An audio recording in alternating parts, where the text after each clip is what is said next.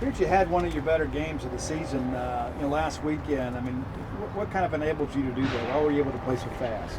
I feel like just focusing on the details throughout the week. I mean, this defense, the way that Coach Arnett has designed his defense, is designed for his players to not think, just to react, move fast, and go make plays. So, with him giving us the opportunity to do that, just reacting to the quarterback, reacting to the ball being thrown, running around fast, and just being in the right place at the right time. What kind of response did you see, from your team in the practices after that LSU game?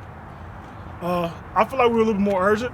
I mean, I think we understood that, LSU was a good team. I mean, there's no doubt about it that they were a good team, great environment, stuff like that. But I feel like just in this facility and between all the players, I think that we kind of let one go, that we had a chance to win. So, just to make sure that type of stuff doesn't happen again. I mean, on defense, I know for a fact that we've been pushing the issue of running to the ball.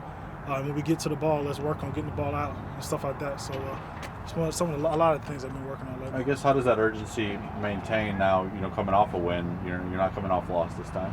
That's where leadership comes up, leaderships and vets on the team. I mean, just not letting anybody relax. I mean, just the little things, getting on the guys about, just the little things, even if you're done with your certain amount of reps, running off the field and running on the field, listening to the coach when he's talking to you. Even if the ball's not thrown on your side of the field, run to the opposite side of the field and try to make a play on the ball. Just little things like that is how we try to keep the standard where it is. Speaking of having a chance to win, you got another chance to win this weekend, obviously. And so what are your thoughts about the Aggies so far based on your film review?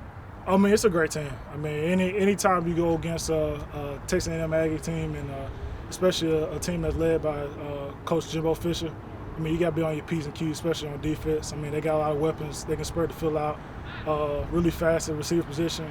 I mean, as you know, the running backs, super electric, probably one of the more electric running backs in the nation right now. Max Johnson's got a cannon, so I mean, that's a lot of people I just named. So you got to be on your toes. You got to be ready to play top down on this type of offense, and you got to play with a lot of respect for him. What did you see from Johnson last year when he was with LSU? If you give him time, he can kill you. I mean, if you give him time, you let him sit back there and set his feet and go through his reads. I mean, he's out here just like we are, working every day. He's an SEC quarterback. I mean, the guy, I think we've all seen the guy has a great arm. So, I mean, if you let any quarterback in this league, but especially Max, if you let him get time and let him set his feet, I mean, he's dangerous. So. Kind of the keys, in your opinion, to slowing down or containing Texas A&M with their speed? I just think, we just be locked in and be more consistent with our technique, and we'll be just fine. Speaking of the technique, I mean, every offensive line scheme is a little bit different. I mean, how does that change week to week? Is there ever any carryover? Not really. We just gotta get our eyes in the right spot and our feet in the right place, so we'll be just right. It sounded like A&M's O-line has had some issues. Have you seen any potential places to exploit them so far? I feel like they're a good experienced team. I come with it. That's how I feel about it. You had one of your better games this past weekend. How much did that help your confidence moving forward? It built up a lot. Just like last season, I started a little late, but it built my confidence up a lot because I'm ready for this game and so on and so on and so on. So it's going to be real special for me. We didn't get to see the last couple of weeks, I guess, of preseason practice, but in camp it seemed like you guys had a different rotation before Crumedy went out. And even in games, you saw different looks again this week with two down linemen. And is that, not to give away the game plan, but is that rotation and that alignment with the big line and who goes where just depending on each game? I think it depends on how we do it in practice or the type of scheme our coaches will line up in and see how we can do it each spot. Speaking of practice, how has practice been this week? What's been kind of the mood and message in practice? Physical, flying around, just getting to the ball. Did you watch any of the Arkansas A&M game today? Oh, yeah, yes, sir, I did. It was pretty physical down in the trenches, so that's how we'll come with our A game. Obviously, you got your brother on the team now. I'm sure you're probably one of his biggest critics. What have you seen from him in practice?